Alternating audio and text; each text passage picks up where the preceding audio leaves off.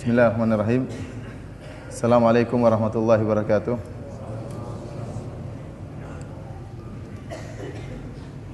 Innal hamdalillah nahmaduhu wa nasta'inuhu wa nastaghfiruhu wa natubu ilayh wa na'udzu billahi min shururi anfusina wa sayyiati a'malina. May yahdihillahu fala mudhillalah wa may yudlil fala hadiyalah.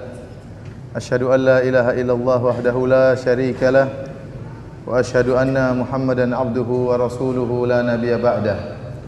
Ya ayyuhalladzina amanu taqullaha haqqa tuqatih wa la tamutunna illa wa antum muslimun. Ya ayyuhan nasu taqu rabbakumul ladzi khalaqakum min nafsin wahidah wa khalaqa minha zawjaha wa batha minhuma rijalan katsiran wa nisaa'a wattaqullaha alladzi tasaaluna bihi wal arham innallaha kana 'alaikum raqiba. يا أيها الذين آمنوا اتقوا الله وقولوا قولا سديدا يصلح لكم أعمالكم ويغفر لكم ذنوبكم ومن يطع الله ورسوله فقد فاز فوزا عظيما أما بعد فإن أصدق الحديث كتاب الله وخير الهدى هدى محمد صلى الله عليه وسلم وشر الأمور محدثاتها فإن كل محدثة بدعة وكل بدعة ضلالة وكل ضلالة في النار. Para hadirin dan hadirat yang dirahmati oleh Allah Subhanahu wa taala, alhamdulillah segala puji dan syukur kita panjatkan kehadirat Allah Subhanahu wa taala atas segala limpahan karunia dan nikmat yang Allah berikan kepada kita. Dan pada kesempatan yang berbahagia ini, saya ingin mengajak para hadirin dan hadirat yang dirahmati oleh Allah Subhanahu wa taala untuk bersama-sama kita berusaha menjauhi penyakit-penyakit lisan, penyakit-penyakit lisan. Karena kita ketahui bahwasanya lisan adalah nikmat dari Allah Subhanahu wa taala. Allah Subhanahu wa taala berfirman, "Alam naj'al lahu 'ainain wa lisanan wa syafatain." Tidakkah kami telah menjadikan baginya dua mata dan lisan dan kedua bibir? Lisan merupakan nikmat dari Allah Subhanahu wa taala, karunia yang sangat besar. Yang jika seandainya digunakan sebagaimana mestinya yang dikehendaki oleh Allah Subhanahu wa taala, maka merupakan salah satu sebab yang besar untuk memudahkan seorang masuk dalam surga. Banyak amalan-amalan saleh yang dikerjakan dengan lisan. Zikrullah, berzikir kepada Allah Subhanahu wa taala, memberi nasihat kepada orang lain, al-amru bil ma'ruf wan nahyu 'anil munkar dengan lisan, berdakwah sampai-sampai Allah Subhanahu wa taala berfirman, "Wa man ahsanu qawlan mimman da'a ila Allah." Perkataan siapakah yang lebih baik daripada orang yang berdakwah di jalan Allah Subhanahu wa taala. Terlalu banyak amalan-amalan ya seperti baca Al-Qur'an dan yang lainnya yang bisa dikerjakan dengan lisan dan merupakan sebab yang memudahkan seorang masuk dalam surga. Akan tapi sebaliknya jika lisan tidak dijaga, maka lisan merupakan sebab yang sangat memudahkan seorang terjerumus dalam neraka jahanam.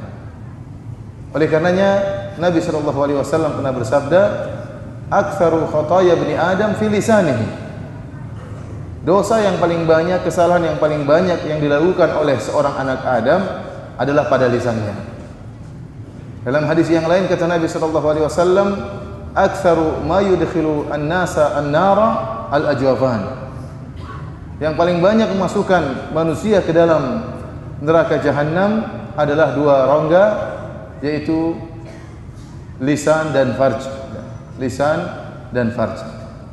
Oleh karenanya para hadirin dan hadirat yang dirahmati oleh Allah Subhanahu wa taala, jika seorang tidak berhati-hati dengan lisannya, maka akan mudah menjerumuskan dia dalam neraka jahanam.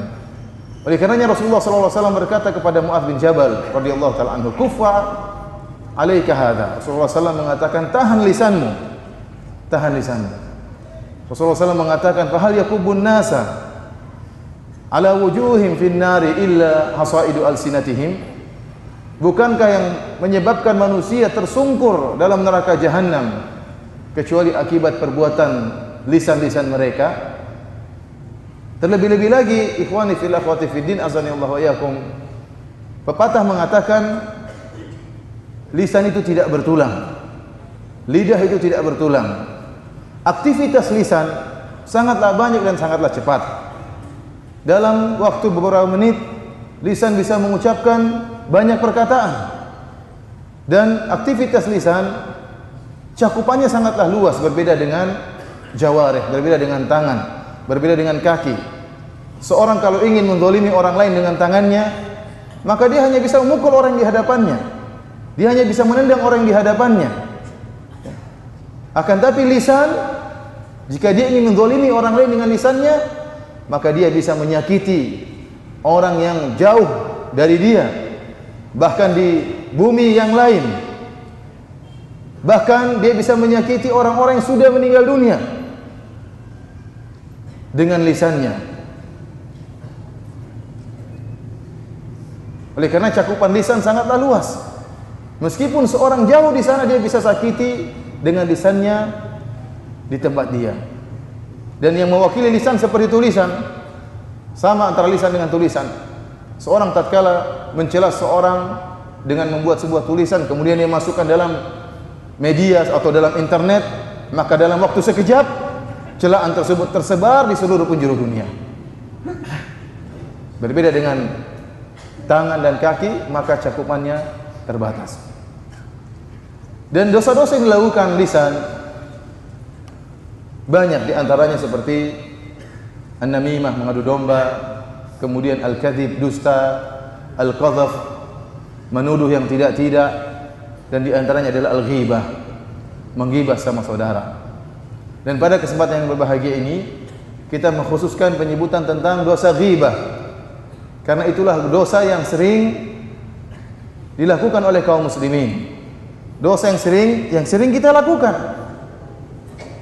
Saya tidak mengatakan dosa yang dilakukan oleh para pelaku maksiat, tetapi dosa ghibah juga ternyata dilakukan oleh orang-orang yang saleh, yang sering beribadah kepada Allah Subhanahu wa taala. Oleh karenanya Imam Ibnu Qayyim rahimahullah menyebutkan tentang hal ini, suatu perkara yang mengherankan. Seorang yang saleh, yang mudah untuk meninggalkan kemaksiatan, mudah untuk meninggalkan khamr, mudah untuk meninggalkan perzinahan, rajin, mudah bagi dia untuk melaksanakan salat malam, mudah bagi dia untuk bersedekah, akan tapi tidak bisa menjaga lisannya untuk menggibah saudaranya. Sulit bagi dia untuk mencegah lisannya, untuk mengontrol lisannya, sehingga akhirnya dia sering mencela saudaranya atau menggibah saudaranya. Kenapa bisa demikian? Ikhwani fillah, akhwati fiddin, azanillahu wa iyyakum. Karena ghibah itu lezat. Kemaksiatan itu adalah kelezatannya. Zina ada kelezatannya. Minum khamar ada kelezatannya. Demikian juga ghibah itu lezat. Oleh karenanya banyak orang yang suka berghibah ria. Buktinya kita dapati acara-acara televisi yang paling laris adalah acara-acara ghibah.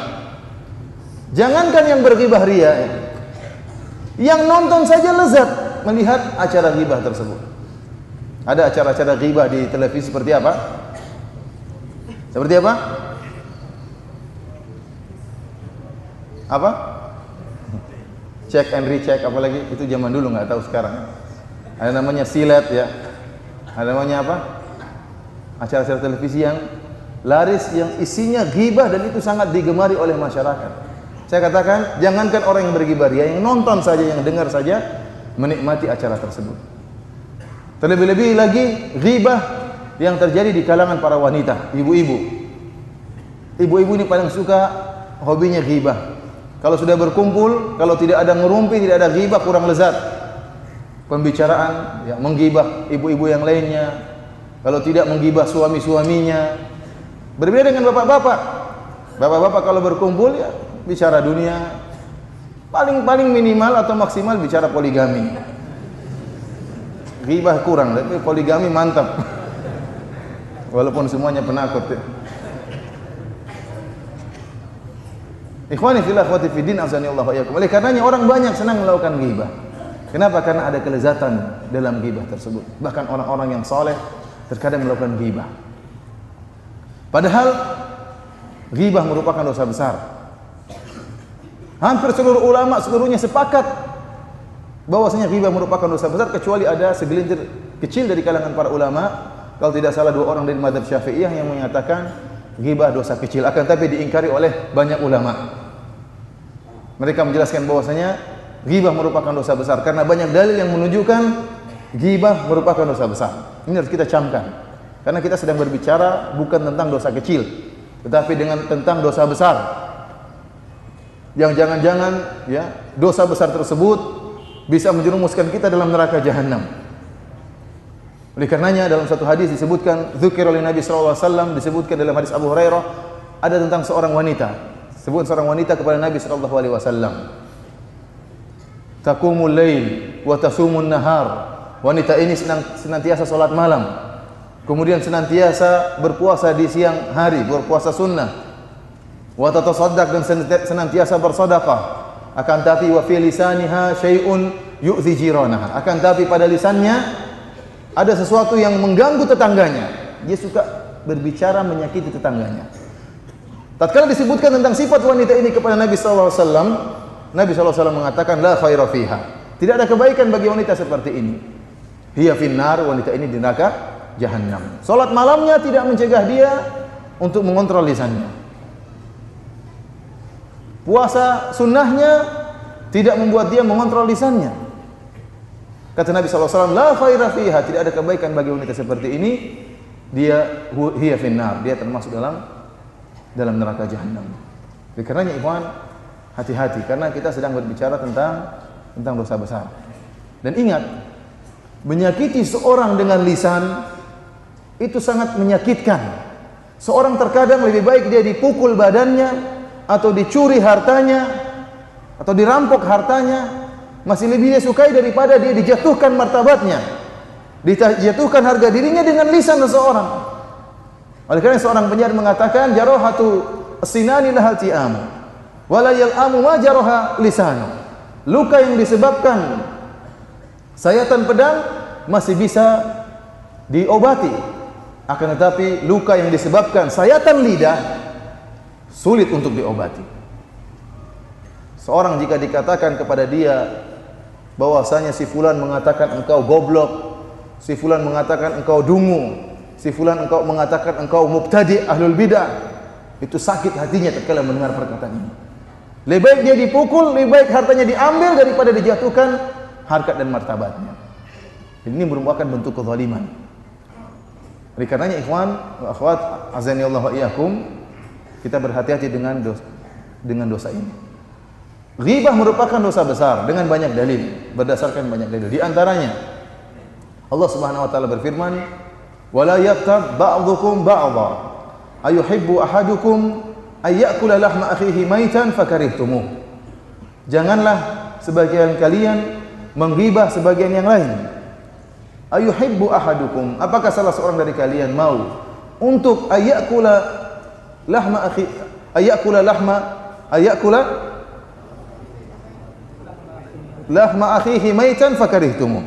Apakah dia suka dia akan makan daging bangkai saudaranya? Fakarihtumuh, tentunya kalian akan membencinya, ya. Para ulama menyebutkan memakan daging bangkai saudara ini merupakan dosa besar. Dan ini penggambaran yang buruk dari Allah Subhanahu wa taala tentang ghibah. Kalau kita disuruh makan daging sapi yang sudah jadi bangkai, yang sudah jadi bau, kita enggak mau makan. Padahal sapi hukumnya halal. Tetapi tatkala sudah berubah menjadi bangkai, sudah mengeluarkan bau yang busuk, kita tidak mau makan. Bagaimana lagi jika kemudian kita makan daging manusia yang sudah membusuk, yang sudah bau? Tentunya kita tidak mau. Apalagi yang kita makan manusia tersebut adalah saudara kita. Terlebih lagi bukan saudara kita saja, sahabat kita yang sama-sama ikut pengajian, yang sama-sama sibuk dalam dakwah, kita makan bangkainya. Ini tentu perkara yang sangat menjijikkan. Oleh karenanya Amr bin Al-As disebutkan bagaimana Amr bin Al-As marra ala baghlin mayyit. Suatu saat sahabat Amr bin Al-As melewati hewan begal yang sudah menjadi bangkai. Kemudian dia mengatakan kepada teman-temannya, dia mengatakan, la ayyakula ahadukum min lahmi hadha hatta yamla'a batnahu khairun min an yakula min lahmi akhihi. Kalau seandainya salah seorang dari kalian makan bangkai begol yang sudah bau ini sampai memenuhi perutnya, itu lebih baik daripada dia makan bangkai saudaranya. Oleh karenanya tatkala makan bangkai manusia, bangkai saudara kita, itu merupakan dosa besar, dan disamakan dengan ghibah, maka ghibah juga merupakan dosa besar. Di antara dalil yang menunjukkan bahwasanya ghibah merupakan dosa besar, Rasulullah SAW pernah Mi'raj, naik ke langit bersama Jibril alaihissalam. Kemudian kata Nabi SAW, ya, aku pun melihat, ya, qauman lahum adfarun min nuhasin yakhmishuna ala wujuhihim wa ala sudurihim. Tatkala aku Mi'raj bersama Jibril, aku pun melihat sebuah kaum yang mereka memiliki kuku-kuku dari tembaga. Kemudian mereka mencabik-cabik wajah mereka, merobek-robek dada mereka dengan kuku tersebut. Maka aku bertanya kepada Jibril, man haula'i ya Jibril? Siapa mereka ini wahai Jibril? Kata malaikat Jibril, haula'i alladzina ya'kuluna luhuma ikhwanihim.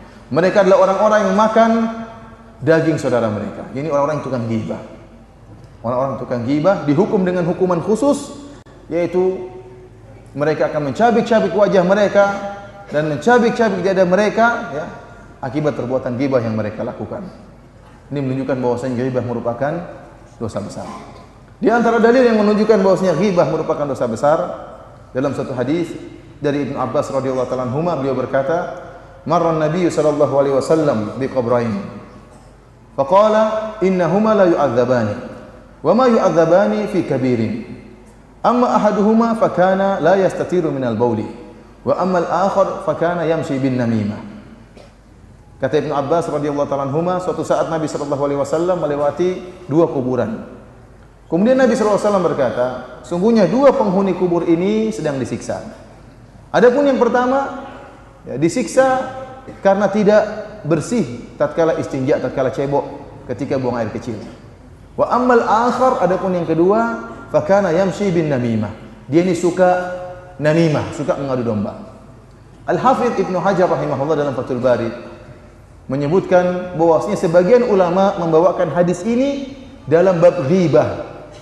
Dalam bab ghibah, bahaya ghibah, yang menjelaskan bahwasanya ghibah merupakan salah satu sebab terbesar timbulnya azab kubur.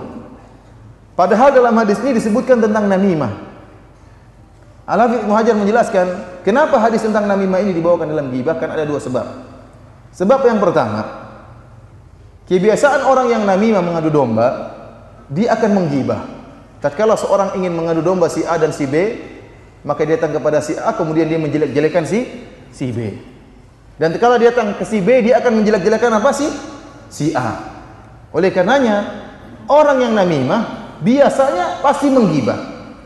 Dan namimah itu ghibah plus. Ada ghibah plus mengadu domba. Tetapi orang yang melakukan namimah, dia pasti melakukan ghibah. Ini sebab pertama.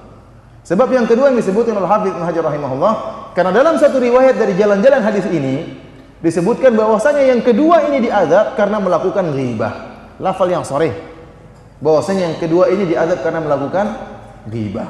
Oleh karenanya, ghibah merupakan salah satu sebab yang banyak menyebabkan orang diazab dalam kuburan. Hendaknya kita berhati-hati dengan penyakit ini. Di antara dalil yang menunjukkan bahwasanya ghibah merupakan dosa besar, para ulama menyebutkan, bahkan para ulama sepakat bahwasanya seorang yang sedang melaksanakan ibadah puasa di bulan Ramadan, kemudian dia melakukan ghibah pada hari tersebut, maka pahala puasanya gugur. Tidak ada nilainya di sisi Allah Subhanahu wa taala. Ulama khilaf apakah dia harus mengqadha puasanya atau tidak. Diriwayatkan dari sebagian sahabat seperti Anas bin Malik, barang siapa yang berbuat ghibah maka puasanya batal. Dan ini yang dikuatkan oleh Al-Imam Ibnu Hazm rahimahullah dalam kitabnya Al-Muhalla. Ibnu Hazm mengatakan barang siapa yang melakukan ghibah puasanya batal. Tetapi pendapat jumhur ulama yang lebih kuat bahwasanya jika seorang melakukan ghibah maka pahalanya yang gugur, puasanya sah, dia tidak perlu mengqadha. Tatkala dosa ghibah bisa menggugurkan pahala puasa Ramadan, ini menunjukkan ghibah merupakan dosa besar. Karena jika seorang melakukan ibadah puasa, kemudian dia terjerumus dalam dosa-dosa kecil, maka puasanya masih sah dan ada pahalanya. Hanya saja pahalanya berkurang dengan maksiat-maksiat tersebut. Jikalau seorang melakukan ibadah puasa, kemudian dia tidak menjaga pandangannya, kemudian dia melihat hal yang diharamkan oleh Allah Subhanahu wa taala, kita katakan puasamu sah, masih ada pahalanya, akan tapi engkau telah mengurangi pahala puasamu karena dosa-dosa kecil yang kau lakukan. Berbeda dengan ghibah. Kalau seorang melakukan ghibah, maka pahala puasanya akan gugur, yang menunjukkan bahwasanya ghibah bukan dosa sembarangan, akan tapi merupakan dosa besar. Inilah ikhwani fillah akhwati fiddin azani Allah wa iyyakum, dalil-dalil yang menghilangkan segala keraguan dan kita tidak ragu lagi bahwasanya ghibah merupakan dosa besar. Apa itu ghibah? Apa itu ghibah? Rasulullah SAW pernah bertanya kepada para sahabat, "Atadruna mal ghibah?" Wahai para sahabat, tahukah kalian apa itu ghibah? Para sahabat menjawab, "Allahu wa rasuluhu a'lam." Allah dan Rasulnya lebih mengetahui. Maka kata Nabi SAW, ghibah itu adalah dzikruka akhaka bima yakrah. Engkau menyebutkan tentang saudaramu yang tidak disukai oleh saudaramu, yang dibenci oleh saudaramu jika disebutkan. Maka salah seorang sahabat mengatakan, "In kana fi akhi ma aqul."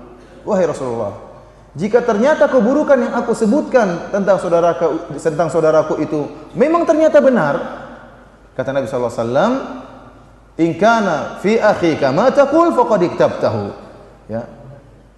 Kalau memang apa yang diucapkan oleh tentang saudaramu ternyata benar, faqad iktabtahu, maka itulah ghibah, kau telah menggibahnya. Kalau bukan, faqad bahattahu. Kalau ternyata yang kau sebutkan tidak benar, maka itu kedustaan.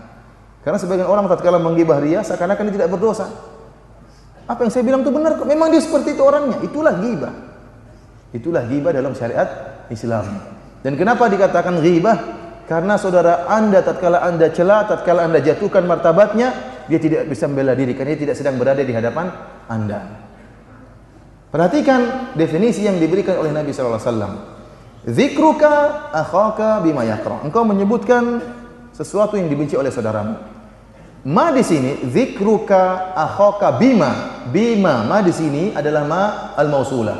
Ini ditegaskan oleh Al-Imam Al-Qarrafi dari Malikiyah. Dia mengatakan ma di sini al-mausulah dan memberikan faedah keumuman.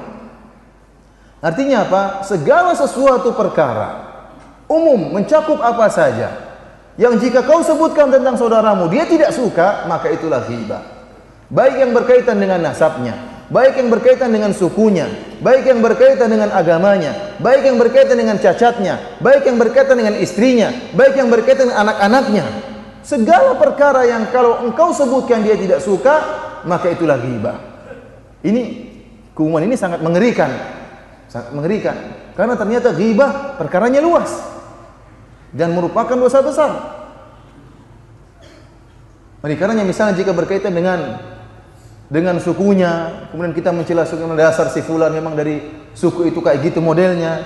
Ya, ini juga ghibah. Atau misalnya kita mencela ayahnya, kita mengatakan dasar memang dulu ayahnya pencuri, pantas anaknya seperti itu. Ini pun apa? Ghibah. Atau kita mencela cacat tubuhnya, kita mengatakan ya, si fulan pendek, si fulan hitam, ya, si fulan apa? Tidak ada jenggotnya. Ya. Kadang sebagian orang kalau dibilang tidak punya jenggot dia marah, padahal memang tidak punya jenggot ya. Dia tersinggung kalau dibilang demikian. Kalau dia tidak suka berarti itu ghibah. Oleh karena tatkala Aisyah radhiyallahu taala anha pernah menceritakan suatu hadis menceritakan tentang kesalahan yang dilakukan oleh Aisyah radhiyallahu taala anha. Aisyah pernah cemburu kepada Sofia. Maka Aisyah pun melontarkan suatu perkataan yang menghibah Sofia. Kata Aisyah radhiyallahu taala anha, "Hasbuka min Sofia, innaha qasira." Wahai Rasulullah, cukupkanlah dirimu dari Sofia. Dia itu pendek. Sofia itu apa? Pendek. Ini kesalahan yang dilakukan oleh Aisyah radhiyallahu taala anha, akan tapi Aisyah ingin dia sendiri yang langsung meriwayatkan kepada kita agar kita mengambil pelajaran dari kesalahan yang pernah dia lakukan. Nabi sallallahu alaihi wasallam kalau kesalahan istrinya berkaitan dengan perkara dunia, Nabi maafkan. Aisyah pernah menjatuhkan piring kemudian pecah, Rasulullah tidak marah. Kesalahan-kesalahan yang dilakukan oleh Aisyah atau istri-istrinya yang lain, pernah ada sedikit cekcok di antara istri-istri Nabi, Nabi tidak pernah marah. Tetapi tatkala kesalahan keluarga Nabi berkaitan dengan agama, maka Nabi tidak biarkan. Aisyah mengatakan, innaha qasirah, sungguhnya Sofia itu pendek. Maka apa kata Nabi sallallahu alaihi wasallam? Wa laqad qulti kalimatan law muzijat lima'il bahr lamazajathu. Kata Nabi sallallahu alaihi wasallam, wahai Aisyah, sungguh engkau telah mengucapkan satu kalimat yang sangat busuk, kalau dicampur dengan air laut akan merubah air laut tersebut. Ini penggambaran yang sangat luar biasa dari Nabi sallallahu alaihi wasallam. Kita tahu air laut kalau dicampur dengan bangkai anjing, dicampur dengan bangkai babi tidak akan merubah air laut. Tetapi kalimat ghibah merupakan kalimat yang sangat busuk. Seharusnya seseorang membela saudaranya, seharusnya seorang membela harkat martabat saudaranya, seharusnya seorang mengangkat harkat martabat saudaranya, malah dia menjatuhkan saudaranya. Maka Nabi mengatakan, laqad qulti kalimatan law muzija bima'il bahr lamazajathu. Sungguh engkau telah mengucapkan satu kalimat, kalau dicampur dengan air laut akan merubah air laut tersebut. Gara-gara apa? Bilang dia pendek. Ya ikhwan, ini masih ringan. Bagaimana lagi dengan ghibah yang berkaitan dengan agama? Si fulan begini, si fulan begini, si fulan, si alan. Ini perkara yang sangat menyakitkan. Yang sangat menyedihkan terkadang terjadi di antara ahlu sunnah. Karena terbiasa mentahdir ahlul bid'ah, akhirnya kebiasaan tersebut diterapkan di antara ahlu sunnah. Tidak lagi menimbang harkat dan martabat, hak-hak saudaranya tidak dipedulikan, dianggap bahwasanya ghibah yang dia lakukan merupakan ibadah. Dengan ikhwani fillah sallallahu alaihi wasallam, hati-hati ya. Hati-hati dengan praktek ghibah karena hal ini merupakan dosa besar. Para hadirin dan hadirat yang dirahmati oleh Allah Subhanahu wa taala. Para ulama menyebutkan di sana ada beberapa sebab yang menimbulkan ghibah. Kenapa orang melakukan ghibah? Sebagaimana dijelaskan oleh Syekhul Islam Ibnu Taimiyah. Di antaranya beliau menyebutkan beberapa perkara, ya saya ingin menyebutkan sekitar 3. Beliau mengatakan di antaranya orang melakukan ghibah ya karena hasad. Ini sering. Tatkala dia hasad sama saudaranya, dia sakit hati. Orang yang hasad itu sakit hati. Hasad dengan saudaranya memiliki kelebihan harta, hasad dengan saudaranya karena memiliki ilmu yang lebih, hasad kepada saudaranya karena memiliki mobil yang lebih mewah, hasad kepada saudaranya karena memiliki istri yang lebih cantik. Saya lebih cakep dari dia, kok istri yang lebih cantik dari istri saya? Hasad dia. Akhirnya apa? Dia menggibah saudaranya. Dan dia tidak akan puas kecuali sampai dia mengeluarkan hasadnya dengan ghibah, dengan celaan dan yang lainnya. Dia menderita, orang yang hasad itu menderita. Di antara hal yang membuat dia menerapkan hasadnya dengan menggibah saudaranya. Ini di antara sebab. Di antara sebab yang lain, seorang melakukan ghibah hanya karena ingin bisa enak dalam pembicaraan. Dia sedang berbicara dengan saudaranya, kurang enak pembicaraan tersebut, perlu bumbu untuk membumbui pembicaraannya supaya lezat, maka saudaranya bergibah, dia sambung. Kalau saudaranya sedang bergibah, dia punya teman sedang gibah sama menggibah orang lain, kalau dia hanya berdiam saja, pembicaraan menjadi kaku. Pembicaraan menjadi kaku dan tidak enak. Maka dia pun ikut-ikutan. Iya memang benar, memang dia bangsat, memang dia dia ikut nimbrung dalam gibah tersebut. Ini juga di antara banyak sebab yang menjerumuskan orang dalam gibah. Seharusnya kalau ada dia mendengar orang lain menggibah saudaranya, maka harusnya dia berusaha membela. Rasulullah SAW mengatakan, "Ya man radda an irdi akhihi," barang siapa yang membela kehormatan saudaranya, maka Allah akan menjauhkan wajahnya dari neraka jahanam. Membela saudara kita yang sedang digibah, pahalanya besar, menjauhkan kita dari neraka jahanam. Di antara hal-hal yang menimbulkan ghibah, kata Syekhul Islam Ibnu Taimiyah, ada yang namanya riya terselubung. Riya terselubung. Dia ini ingin riya, ingin pamer bahwasanya dia sholat malam. Maka dia caranya bagaimana? Kalau dia bilang saya sering sholat malam, itu riya. Supaya tidak dikatakan riya, dia pakai cara halus. Dia mengatakan, saya sering tidur sama si fulan ini. Si fulan itu kalau tidur, kalau udah tidur nggak bangun-bangun kecuali azan subuh. Tidak pernah saya lihat dia sholat malam. Tidak pernah saya lihat dia sholat malam. Maksudnya saya yang sholat malam, dia tidak. Ini riya yang terselubung. Si fulan itu punya uang tapi pelit sekali. Sering saya jalan sama dia, ya Allah, wallah, enggak pernah kasih Kalau gayanya teman-teman seperti itu, kalau menceritakan mubalaghahnya mantap ya. Wallah, dia nggak pernah sedekah katanya. Pelitnya luar biasa katanya. Kalau saya enggak, maksudnya kalau saya enggak. Cuma dia tidak riya secara langsung. Ini riya yang sangat halus. Hati-hati ikhwan ya. Antum bersenang-senang di atas penderitaan orang lain. Menjatuhkan saudara antum, mengangkat derajat antum. Ini riya yang terselubung. Ikhwani fillah, azani Allah wa iyyakum. Jika seorang telah terjerumus dalam ghibah, bagaimana cara dia bertobat dari ghibah? Ada khilaf di antara para ulama tentang permasalahan ini. Sebagian ulama menyatakan, barang siapa yang sudah melakukan ghibah, maka dia harus lapor kepada orang tersebut, apapun resikonya. Dia harus lapor, ya fulan, saya pernah menggibah kamu. Ya. Kapan? 2 minggu yang lalu. Di mana kau gibah? Di masjid Shalih Al Fauzan. Sudah? Enggak. Sebulan yang lalu juga saya gibah kamu. Sudah? Enggak. Setahun yang lalu juga pernah gibah kamu. Subhanallah. Dia harus menanggung resiko. Orang yang mengatakan orang yang menggibah harus lapor, mereka mengkiaskan dengan bentuk kezaliman yang lain. Kalau seorang melakukan dosa berkaitan dengan Allah Subhanahu wa taala saja, ya, dia mungkin pernah melakukan kemaksiatan, tidak menzalimi hak orang lain, maka cukup dia berdoa kepada Allah, bertobat, menangis, mengalirkan air mata, niscaya Allah akan mengampuni dia. Dengan tekad dia tidak akan mengulangi perbuatan tersebut. Tetapi jika dosa tersebut berkaitan dengan hak orang lain, maka dia harus kembalikan hak orang lain tersebut. Contohnya jika seorang mencuri mobil orang lain, maka dia ingin bertobat. Dia mengatakan, ya Allah ampuni saya, ampuni saya. Tidak cukup, harus kembalikan mobilnya. Jangan dia naik mobilnya astagfirullah, astagfirullah, wa atubu ilaik, astagfirullah, mobilnya jalan terus. Ini tidak akan diterima tobatnya. Dia harus kembalikan apa? Mobilnya. Demikian juga orang yang ghibah. Orang yang ghibah, dia telah terlanjur menjatuhkan harkat martabat saudaranya. Dia harus balik kepada orangnya, lapor kepada orang tersebut. Rasulullah SAW mengatakan, "Man kanat lahu madlamatun li akhihi falyatahallalhu minhu al-yawm qabla an la yakuna dinar wala dirham."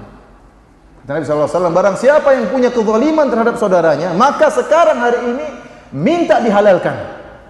Sebelum datang hari kiamat tidak bermanfaat lagi dinar atau dirham.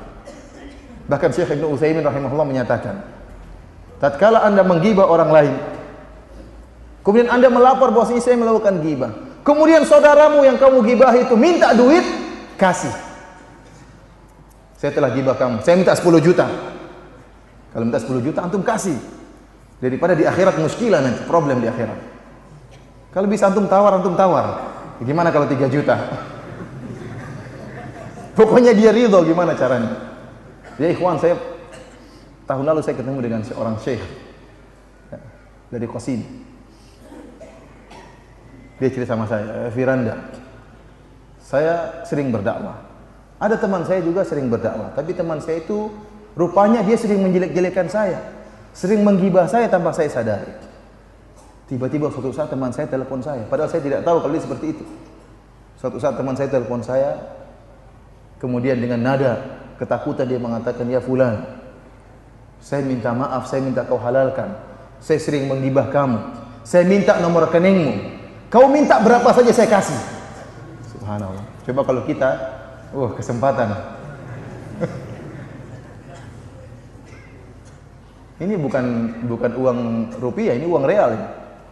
Kau minta berapa saja saya kasih. Demikian kata saya, itu cerita sama saya. Tapi langsung saya marah, saya bilang, ittaqillah ya akhi. Saya tidak butuh uangmu, saya matikan HP langsung. Ya, Syekh ini juga kaya, dia tidak butuh uang. Karena ikhwan, kalau antum sudah di akhirat kelak, jadi problem. Karena ya, kebaikan antum akan ditransfer kepada orang lain, kepada orang yang antum gibahi. Antum tahu hadis tentang atadruna manil muflis, tahukah kalian siapa al-muflis? Kata Nabi SAW, al-muflisu min ummati man ya'ti bi salatin wa zakatin wa siyamin.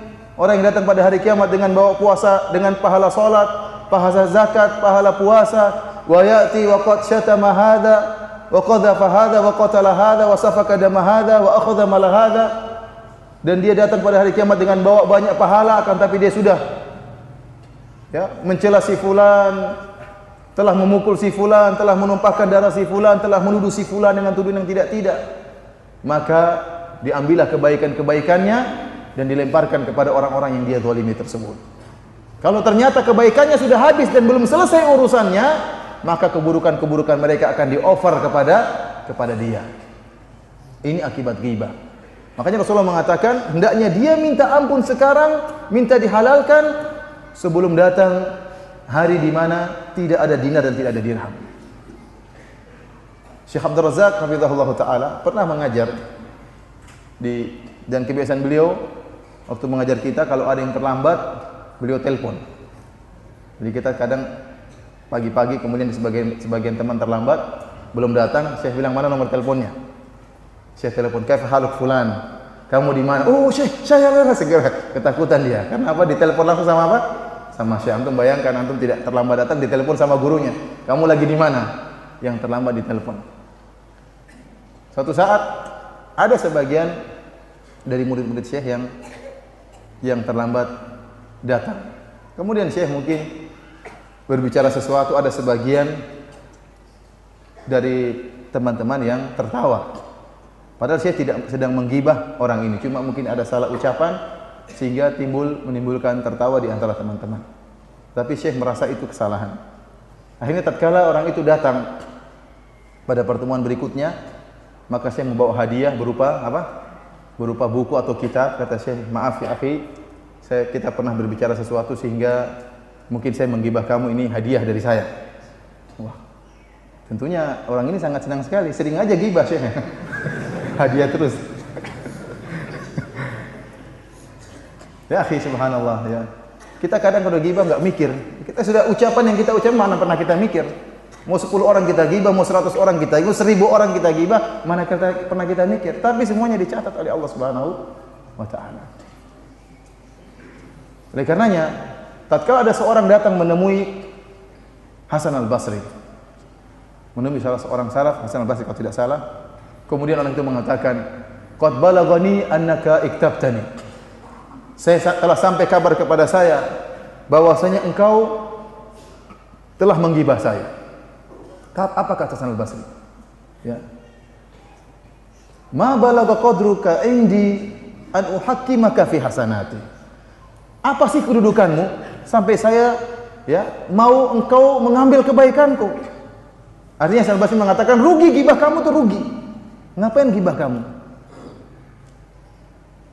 Oleh karena Ibnu Mubarak rahimahullah pernah mengatakan, "Lau kuntu muktaban ahadan, laktabtu walidayya, li'annahuma ahaqqun nasi bihasanati."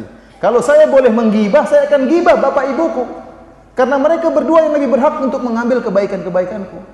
Kalau gibah-gibah kamu rugi, tidak ada faedahnya. Kalau gibah orang tua, tidak apa-apa kebaikan saya offer sama orang tua. Oleh karena ikhwan, kalau antum gibah, antum rugi antum.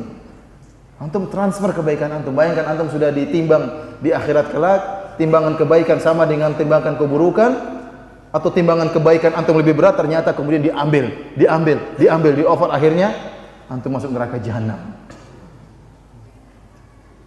Padahal kita di akhirat kelak sangat butuh dengan kebaikan, sangat butuh dengan satu kebaikan untuk memberatkan timbangan kebaikan kita.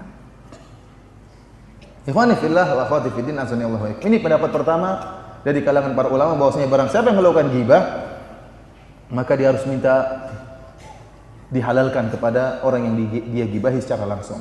Adapun pendapat kedua yang dipilih oleh Al-Imam Ibnu Qayyim rahimahullah dan juga Al-Hafidz Ibnu Katsir rahimahullah, bahwasanya seorang yang melakukan ghibah kepada saudaranya, maka tidak perlu dia lapor kepada saudaranya, tidak perlu. Tetapi kafarahnya diantaranya ada yang mengatakan dia banyak beristighfar kepada orang tersebut yang dia gibahi, dan dia juga menyebutkan kebaikan-kebaikan orang tersebut di majelis-majelis di mana dia suka menggibah orang tersebut. Dan mereka mengatakan mengkiaskan gibah dengan barang curian tidak sama, karena barang curian ada bendanya diambil dikembalikan. Adapun gibah tidak ada benda yang kita curi dari saudara kita. Kita hanya menjatuhkan harkat dan martabatnya. Oleh karenanya harkat martabatnya harus kita perbaiki dengan menyebut kebaikan-kebaikannya di majelis-majelis di mana kita pernah menggibah saudara kita. Dan kita juga banyak berdoa agar Allah mengampuni dosa-dosa saudara kita. Ini pendapat yang dipilih oleh Ibnu Qayyim rahimahullah dan Al-Hafidz Ibnu Katsir rahimahullah. Terlebih-lebih lagi, jika seorang datang melapor kepada saudaranya, saya pernah gibah kamu, saya pernah menjelek-jelekan kamu, dikhawatirkan akan menimbulkan kemudaratan yang lebih. Bisa jadi pertikaian, bisa jadi terjadi pembunuhan. Oh, kamu selama ini menjelek-jelekan, emosi dia kemudian tidak terkontrol, terjadilah kemudaratan yang lebih besar. Tetapi kalau dia tahu sifat orang ini, kalau dia lapor secara baik-baik, dia tidak akan marah, maka itu yang terbaik. Lebih afdal dan lebih tenteram. Bawakan hadiah, ya akhi, afwan, ana pernah gini-gini, mohon maaf. Saya mohon maaf kepada kamu. Kalau dia maafkan, itu yang membuat kita tenteram. Dan itu lebih selamat bagi kita jika memang kemudaratannya tidak ada. Ikhwani fillah, para hadirin hadirat yang dirahmati oleh Allah Subhanahu wa taala, di sana ada gibah-gibah yang diperbolehkan oleh para ulama, yang dikecualikan dari gibah-gibah yang diharamkan. Sebagaimana disebut oleh Imam Nawawi rahimahullah dan yang lainnya. Sungguhnya hukum asal ghibah adalah dosa besar. Sebagaimana hukum asal seorang tidak boleh memakan daging bangkai. Akan tapi terkadang seorang boleh makan daging babi kalau memang dalam keadaan darurat. Wa daruratu tuqaddaru biqadariha, dan darurat itu diukur sesuai dengan ukurannya.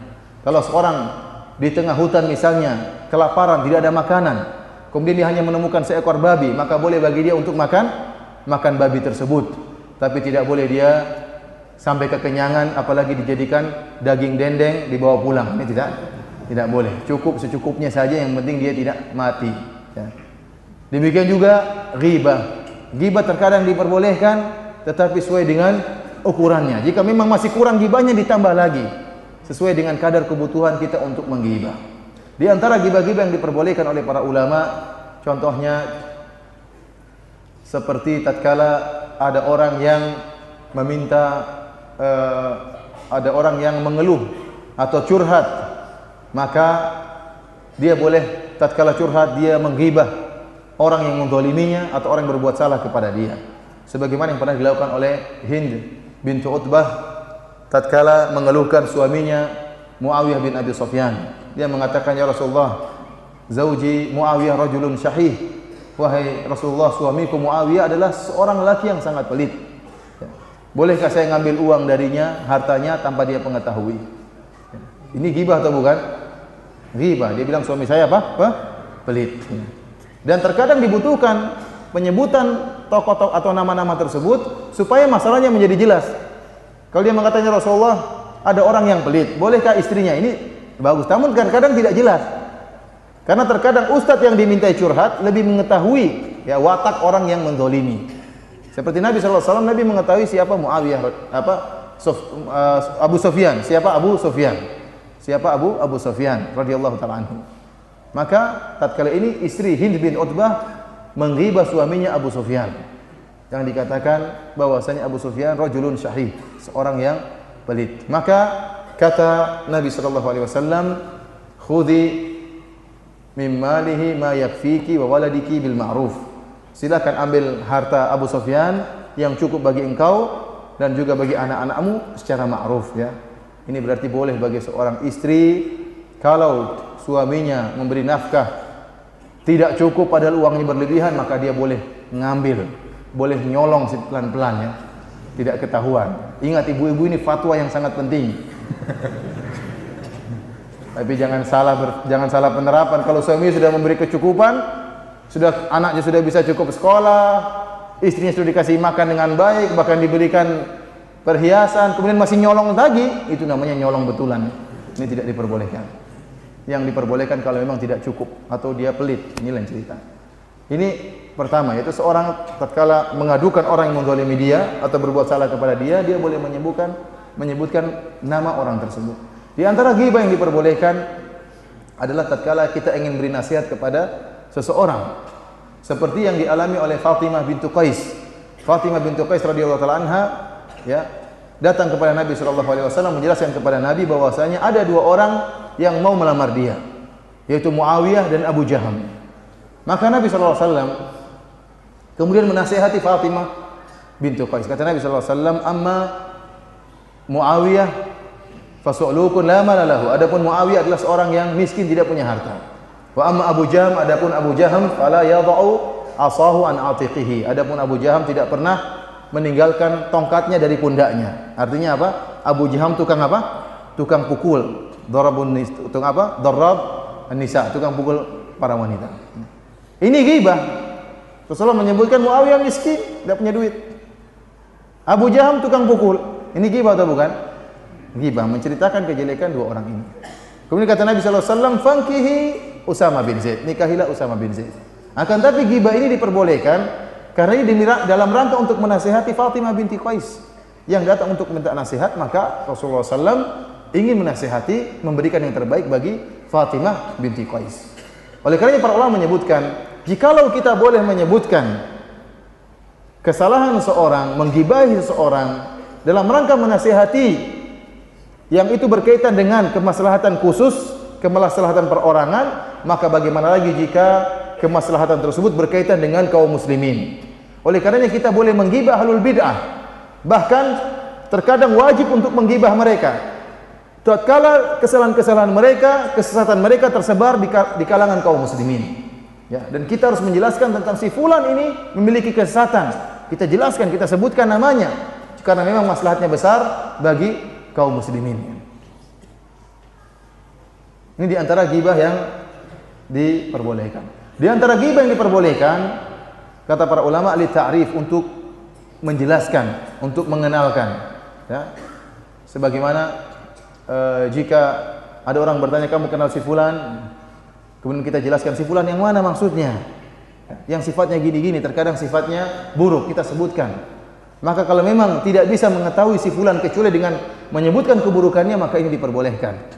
Para ulama dahulu, bahkan para ulama hadis menyebutkan tentang sebagian rawi seperti Abdurrahman bin Hurmuz, ya, atau Sulaiman bin Mihran, ya, ada namanya Al-A'mash, ada namanya Al-A'raj. Al-A'mash artinya orang yang pandangannya kurang beres. Al-A'raj adalah orang yang pincang. Disebutkan dengan gelar-gelar seperti ini karena mereka dikenal dengan hal seperti itu.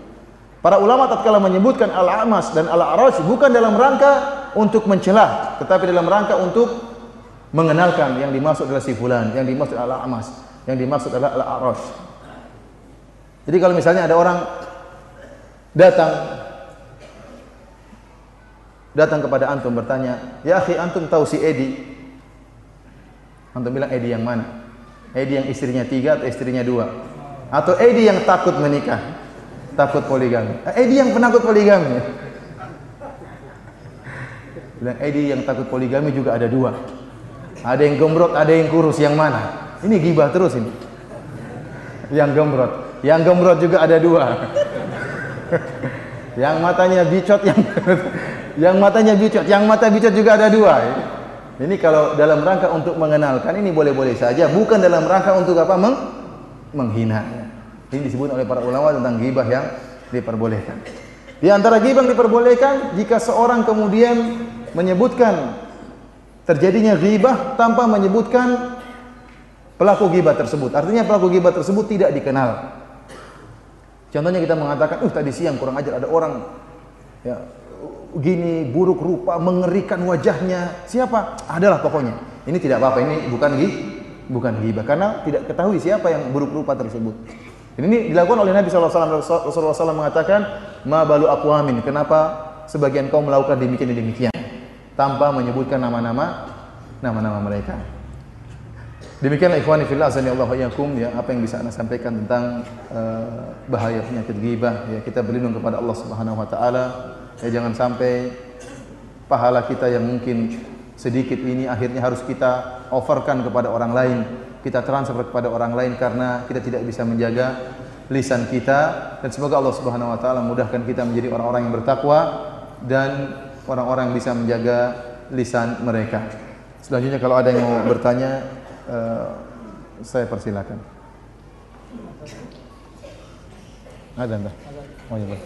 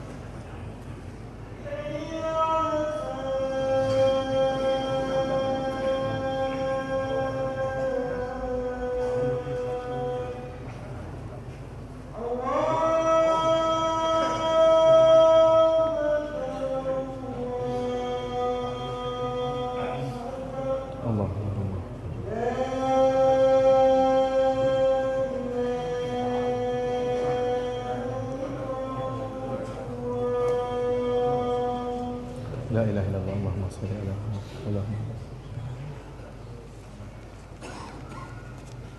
Ikhwani fillah wa fillah, azanillahu wa yakum. Ada beberapa pertanyaan yang sampai kepada saya dan kita akan milih pertanyaan-pertanyaan yang mungkin untuk bisa dijawab. Pertanyaan dari pendengar suara radio suara Quran ya, menebar cahaya iman. Yang pertama, bagaimana cara memahami bahwa wanita penggibah yang sakiti tetangga masuk neraka ketika ia salat malam, puasa sunnah dan sedekah? Apakah wanita tersebut tidak punya kebaikan yang lain yang memberatkan timbangannya? Kita bilang hadisnya demikian ya. Dzukira Nabi sallallahu alaihi wasallam anna fulana taqumul lail wa tusumun nahar ya. Disebut kepada Nabi tentang seorang wanita yang dia rajin salat malam, rajin berpuasa ya, akan tapi dia tidak bisa menjaga lisannya, sering menyakiti hati tetangganya. Ya. Kita tadi sudah jelaskan bahwasanya kebanyakan dosa anak Adam pada lisannya. Kita juga telah menjelaskan, Nabi mengatakan bahwasanya kebanyakan orang-orang terjerumus dalam neraka digeret di atas wajah-wajah mereka karena lisan mereka. Wanita ini mungkin memiliki pahala salat malam, memiliki pahala puasa, akan tapi ternyata gibah yang dia lakukan mungkin sering ya, sehingga dia menumpukan dosa-dosanya ya, yang akhirnya mengalahkan timbangan kebaikannya.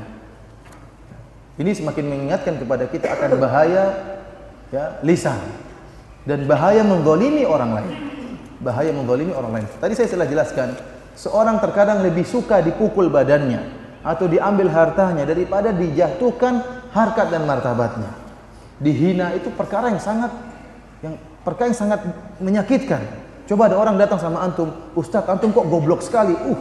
Itu 10 tahun yang lalu antum tidak akan lupa. Orang pernah bilang saya goblok 10 tahun lalu. Antum lupa, sulit untuk menghilangkan. Ya, sulit. Hati itu kalau sudah terlanjur tergores, sulit untuk diperbaiki. Oleh karena jangan mudah-mudah antum menjatuhkan atau mencela orang lain karena kezaliman ya. Dzulumatun yaumal qiyamah. Kezaliman adalah kegelapan yang bertumpuk-tumpuk pada hari kiamat kelak. Oleh karenanya kita banyak beristighfar kepada Allah Subhanahu wa taala dan mohon agar Allah Subhanahu wa taala menjaga lisan kita. Jadi masalah ini wanita sholat malam, puasa sunnah, kemudian melakukan dosa lisan, akhirnya masuk neraka. Bagaimana dengan sebagian kita yang puasa malam, puasa sunnah juga malas, sholat malam juga jarang-jarang bahkan tidak pernah, kemudian hobinya apa? Menggibah saudaranya.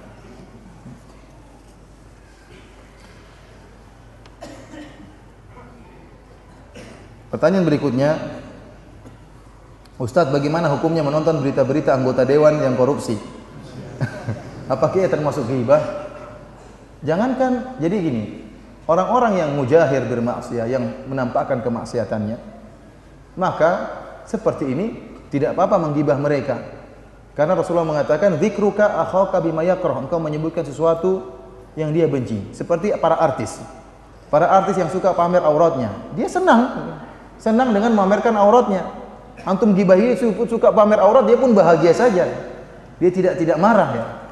Bahkan sebagian artis setelah diwawancarai, "Kenapa Anda melakukan ini?" kata dia, "Bukankah menyenangkan hati orang lain itu sedekah? Saya sedang bersedekah," katanya. Tetapi tatkala artis tersebut diceritakan tentang kejelekan-kejelekannya yang bukan maksiat yang dia nampakkan, ini tidak boleh kita nonton. Disebut tentang tetangganya, tentang keluarganya, tentang suaminya, tentang ininya, ini tidak boleh karena itu bukan kemaksiatan yang dia yang dia nampakkan. Ya, dia seorang muslim. Maka acara seperti ini tidak boleh kita nonton karena kita ikut berlezat-lezat dalam acara ghibah. Ya. Berkaitan dengan yang korupsi juga kita jauhi ya. Jangan kita sibuk membicarakan ya orang-orang yang suka korupsi. Tapi kalau sudah tersebar di mana-mana ya terdengar sama kita, ya sudah, apa boleh buat. Ya. Tapi kalau kita sengaja mencari, sengaja memutar, siapa sih beritanya bagaimana, tidak boleh, kawan. Yang terbuka lebar sampai kepada kita itu di luar kemampuan kita. Tapi kita sendiri berusaha mencari, mengikuti perkembangan. Nah, ini jadi masalah. Ustadz, apakah boleh menyuguhkan rokok kepada tamu? Soalnya saya nggak enak perasaan kalau nggak menyuguhkan rokok. Meskipun sebenarnya saya tidak merokok. Tidak enak sama orang itu, tapi enak-enak aja sama Allah. Ini nggak boleh. Nggak boleh. Jangan sampai kita pekewuh sehingga kita ikut bermaksiat. Jangan. Kita ingat bahwasanya Allah Subhanahu wa taala melarang akan hal ini. Wala ta'awanu 'alal itsmi wal 'udwan. Janganlah kalian saling tolong menolong dalam dosa dan permusuhan. Dan di antara bentuk ta'awun, kerjasama dalam dosa adalah kita menyodorkan rokok kepada dia. Saya kemarin bahagia tatkala saya di Jakarta, saya lihat ada mulai pemikiran di antara penjual rokok dan orang yang tidak merokok. Karena kita tahu rokok itu hukumnya haram. Makanya tidak ada seorang pun yang tatkala merokok mengatakan bismillah, tidak ada. Dia tahu itu haram, enggak enak bilang bismillah, enggak enak sama Allah bilang bismillah. Dan tidak ada orang sudah merokok kemudian dia mengatakan alhamdulillah, tidak ada. Dia kalau bilang alhamdulillah enggak tega dia. Dia merokok tangan kiri dalam WC enak, masya Allah. Dan ada kaidah apa? Almaru ala dini khalilihi katanya. Seseorang bersama temannya. Kata pepatah Arab, at-tuyuru ala amsaliha taqa. Burung-burung itu hanya sehingga pada teman-temannya yang cocok. Ya, kalau ada orang makan donat dalam WC enggak cocok. Tapi kalau merokok cocok, subhanallah. Saya kemarin di Jakarta lihat, subhanallah, banyak plakat-plakat besar ya tertulis, mereka kaya, kita mati, subhanallah. Maksudnya menyinggung apa? Para penjual rokok. Mereka, para penjual rokok itu kaya, kita yang mati. Ada juga tulisan, dia enak sendiri, kita mati bareng-bareng. Jadi yang ngerokok sendiri, yang hisap rokoknya banyak. Jadi tulisannya bagus. Cara pembantahnya itu bagus. Dia enak sendiri, kita mati bareng-bareng. Ini mulai muncul di Jakarta, saya baru lihat, luar biasa. Ini tidak tahu yang bikin siapa, tapi pelangnya besar-besar. Oleh karenanya kita tidak ada pakai udah maksiat kita tinggalkan, jangan kita bilang kita nggak enak sama orangnya.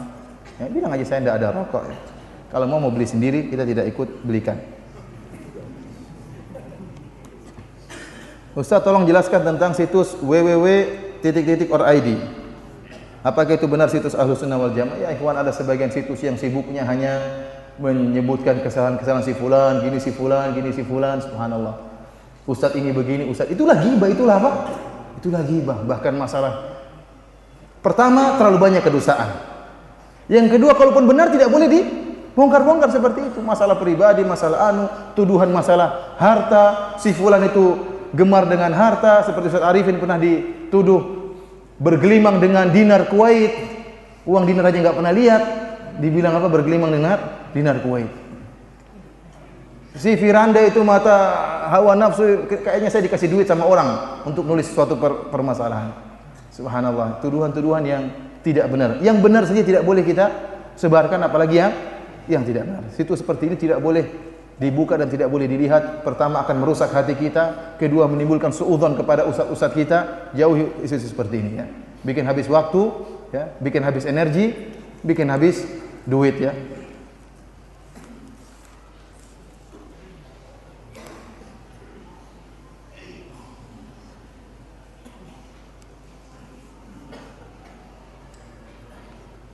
Ustaz, tiap berkumpul sering bicara poligami. Akan tapi tidak pernah berani prakteknya. Bagaimana Ustaz?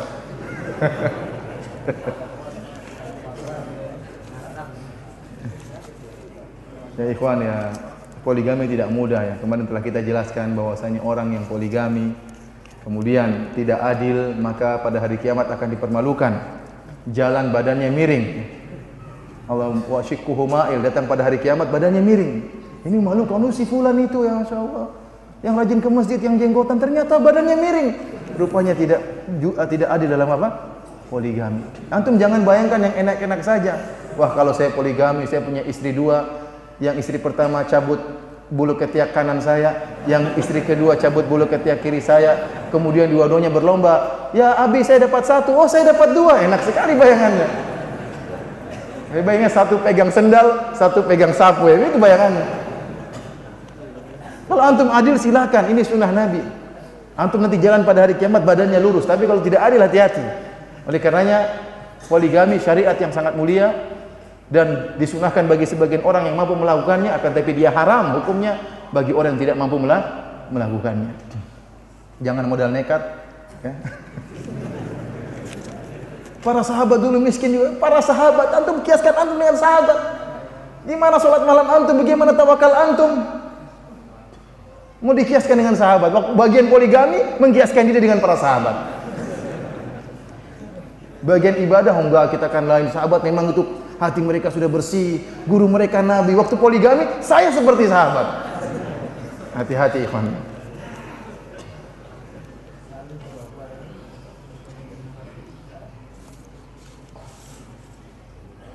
Bagaimana pendapat antum dengan acara siraman rohani di TV untuk diambil sebagai tambahan ilmu? Terima kasih atas penjelasannya. Ya ikhwan, antum tahu bagaimana acara-acara di televisi? Yang ngisi ada yang pelawak, ada yang ada yang dangdutan, ada yang macam-macam. Terus antum ambil ilmu dari mereka, ya Allah. Sampai ada seorang pelawak di televisi ceramah. Dia mengatakan, sungguhnya saya nonton sekali saja, ketawa saya terbahak-bahak. Maka lagi stres saya nonton itu aja. Kata dia, sungguhnya ada berapa melihat yang mendapat pahala. Pertama melihat Ka'bah dapat pahala. Yang kedua melihat Zamzam dapat pahala. Yang ketiga melihat saya dapat pahala. Di mana antum tidak ini mau dijadikan dai seperti ini. Mau dijadi ambil ilmunya, apa ilmunya? Antum bagaimana? Kalau antum boleh, para ulama mengatakan boleh antum menelaah seperti misalnya Al-Imam Al-Ghazali rahimahullah. Beliau memiliki kebaikan dan memiliki tomat, memiliki kesalahan-kesalahan masalah akidah. Ibnu Taimiyah mengatakan boleh seorang mengambil faedah dari Imam Al-Ghazali. Siapa orang yang bisa membedakan antara kebenaran dan kebatilan? Membaca kitab-kitab Imam Al-Ghazali, banyak kitab-kitab yang bermanfaat dan banyak juga kitab-kitabnya yang ngaco. Ya. Kalau dia bisa bedakan nggak jadi masalah. Tapi kalau tidak bisa bedakan, ngapain ambil ilmu dari orang-orang yang seperti itu? Ya. Alhamdulillah kita juga ada televisi-televisi yang dai-dai ahlu sunnah, ada namanya Insan TV, ada namanya TV Roja, ya.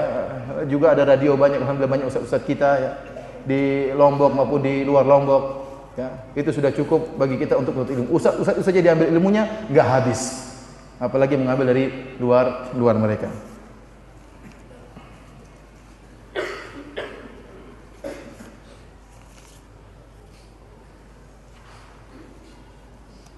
Apakah dosa ghibah akan terhapus dengan sebab seorang yang menggibah dengan orang yang digibah bertemu dan berjabat tangan? Apakah cukup seperti itu? Allah akan menghapuskan dosa dua orang yang berjabat tangan sebelum kedua tangan mereka terlepas? Memang benar bahwasanya ada dalil barang saya berjabat tangan maka akan berguguran apa? Dosa-dosa. Tetapi dosa-dosa yang berkaitan dengan kezaliman orang lain, dengan menzalimi orang lain, maka ada caranya sendiri dalam bertobat, ya. Caranya mengembalikan hak orang yang dizalimi tersebut, ya. Kalau hanya sekedar berjabat tangan untuk ghibah maka tidak cukup, ya. Tidak cukup, ya. Kita senyum-senyum, dia harus sebagaimana yang kita sebutkan tadi, imma dia melihat ada kemaslahatan, dia melaporkan, mengabarkan. Kalau dikhawatirkan ada kemudaratan maka dia pun mendoakan orang ini dan menyebut kebajikan-kebajikannya. Ya. Sekali lagi saya ingatin ikhwan, ya. Kalau antum ingin menggibah, ingat bahwasanya amalan ibadah antum sangat sedikit. Kita saja kalau merenungkan sekarang, ibadah saya berapa sih? Oh, saya sholat, saya ikut pengajian, saya berdakwah. Taib. Yang antum yakin ikhlas itu berapa di antara ibadah antum? Aduh, ini kurang yakin saya ikhlas.